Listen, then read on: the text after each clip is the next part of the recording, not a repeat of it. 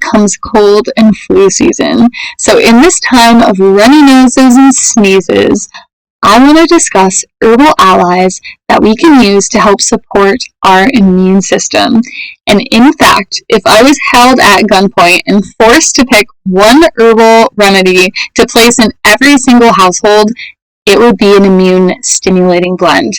There is nothing quite as empowering as having a natural remedy that can support you through short-term sickness. Whether you're fighting off a cold or building long-term resilience, herbs offer profound benefit for immune system regulation, but it is important to know which herbs to use, when, and why.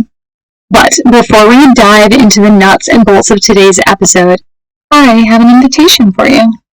Friend, I know health can feel complicated. There are hundreds, maybe even thousands of opinions, a million shoulds, and let's be honest, it's exhausting trying to figure it out all on your own, piecing things together from so many different sources.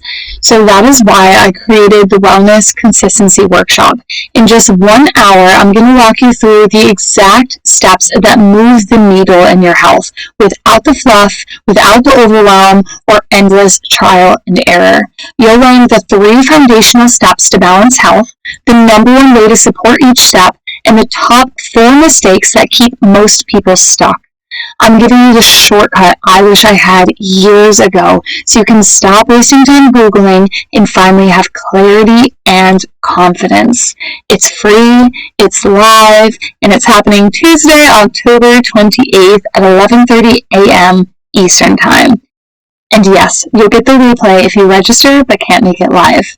You can save your spot today. Just go to thehealthhabit.net/workshop.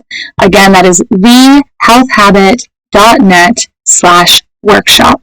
And I'll also put the link in the show notes for you. All right, let's get into it. So the first thing you need to know is that there are 2 different kinds of herbs: immune stimulants and immune modulators. We're going to talk about immune stimulating herbs first. So these are used for acute, short-term immune support. They should never be taken long-term. We'll call long-term more than like 5 to 7 days. Immune stimulating herbs temporarily stimulate white blood cell activity, increasing your body's ability to fight infection when you've been exposed or are in the early stages of getting sick. And they often have antimicrobial properties as well. So when should you use them? At the first signs of illness or after exposure? I almost always take my immune stimulating blend whenever I'm flying, because I can pretty much guarantee that in the airport or on the airplane I'm going to be exposed to something. And then it's also helpful during short-term, more mild infections.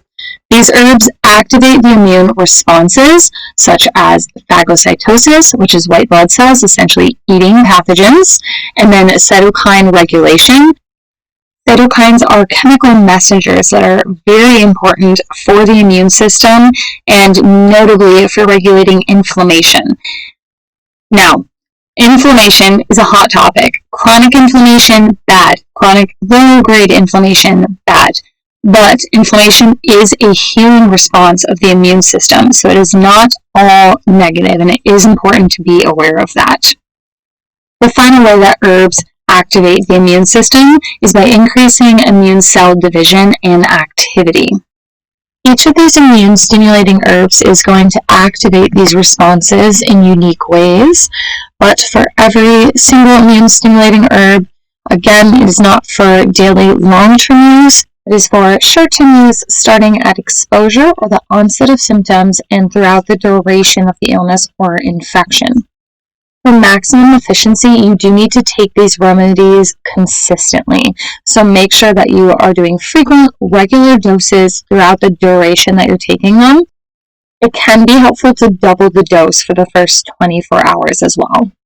The other thing that's important to note is if you have an autoimmune condition, it may be best to avoid immune-stimulating herbs. There is a lot of differing opinions as far as whether or not you just need to be careful with dosing or if it should be completely avoided. So you can err on the side of caution or just closely monitor yourself.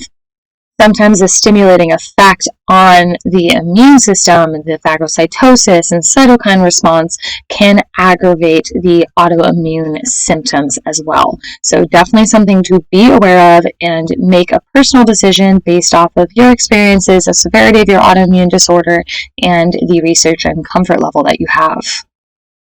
Now, what are some examples of immune-stimulating herbs that you can use to support your immune response? My personal favorites are Echinacea and Spilanthes, but garlic is another fantastic one, as well as Usnea. Personally, I create an immune-stimulating blend out of Spilanthes and Echinacea, so I'm going to highlight those two herbs for you for a quick second. Spilanthes is notorious for being used as a preventative after exposure. So it's a short-term preventative because it can be helpful for such a wide variety of concerns, anything from cold and flu to inflammatory infections such as those caused by bacterial or fungus. So it has a lot of antioxidant, anti-inflammatory, antibacterial, antifungal, and also anti-parasite effects in the body. It causes more of its immune stimulatory actions because of a compound called spilanthol. Regulates excessive inflammation. And it also increases immune cell activity. And what's great is that Spilanthes has been tested in a lot of in vitro studies, was found to inhibit quite a large number of fungus and bacteria. And this plant's compounds do help modulate both the innate and adaptive immune responses. So potentially just overall enhancing the body's ability to fight infections while also regulating inflammation, which is why it's traditionally used for inflammatory infectious conditions such as UTIs, sinus infections, ear infections, and much more. Echinacea, on the other hand, is not typically used at exposure. It's used when you actually start to develop symptoms, and it's most traditionally used to treat upper respiratory tract infections like cold and flu. What I love about Echinacea as an immune-stimulating herb is that it's been found to enhance phagocytosis, which is the capacity of our white blood cells and other specialized immune cells to attack and essentially eat viruses and pathogens. So because of this, it's also helpful after traumatic injuries such as a surgery when there's more debris in the body, because this debris along with pathogens is what is eaten up and removed from the body via phagocytosis. How does Echinacea increase phagocytosis? The extract of this plant has been found to increase activity of macrophages, natural killer cells, and T lymphocytes, which is why it boosts phagocytosis, but also helps with cytokine modulation. So Echinacea can both upregulate or downregulate cytokine secretion, influencing inflammation and immune signaling. And then similar to Spilanthes, it has been found to have antiviral and antibacterial effects. So I find these two herbs to complement each other beautifully when it comes to stimulating the immune system. Spilanthes helps from exposure and by increasing cell activity and regulating inflammation response in the body. Echinacea builds off of that ability to regulate inflammation, but also is boosting phagocytosis, which also helps the body to remove debris and pathogens. So really, truly a beautiful combination. So if you are interested in stocking up on an immune boosting tincture to help you have maximum success and less illness throughout this cold season, you can head over to my online store at thehealthhabit.net/herbal tinctures. That's thehealthhabit.net/herbal tinctures, and this remedy is called Immune Boost. Moving on to our second class of immune herbs, we have our immunomodulators. These are the long-term daily tonics that slowly build the strength of our immune system. So they're not stimulating or suppressing immunity, they're balancing it. So this is ideal for people that have low immunity and get sick frequently or have infections frequently, and also overactive immunity, such as allergies and autoimmune tendencies, as well as chronic stress and nervous system dysregulation, as this can make you more susceptible to sickness. They work by regulating cytokines, which are those chemical messengers that impact the inflammatory response in the body, and they also influence immune signaling pathways, support the HPA axis, which is important for the stress response, and balance T helper cells that affect both innate and adaptive immunity.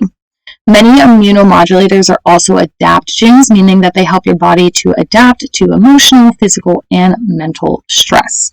Some of my favorite examples of immune modulating herbs are astragalus, tulsi, also known as holy basil, and then also ashwagandha and cordyceps. Again, these are taken daily. You can take them through the fall and winter, or you could take them for a few weeks during high stress periods. And that concludes our overview of immune supporting herbal remedies. I hope you learned something new and got excited about how you can support your body and your immunity in a more natural, supportive manner. As a reminder, I do have that special offer for you guys. So if you've been spinning your wheels with diets, supplements, and half-finished routines, you don't need another quick fix. You need clarity. So come join me for the Wellness Consistency Workshop. In 1 hour, we're talking about the 3 steps to balance health, how to support each step, and how to avoid the top mistakes that prevent most people from achieving their wellness goals. It's live, and it's happening Tuesday, October 28th at 11:30 a.m. Eastern Time. And yes, there is going to be a replay, so even if you can't make it live, make sure you register. You're not going to want to miss this amazing value-packed experience. You can head over to thehealthhabit.net/workshop. Again, thehealthhabit.net/workshop. I can't wait to see you there.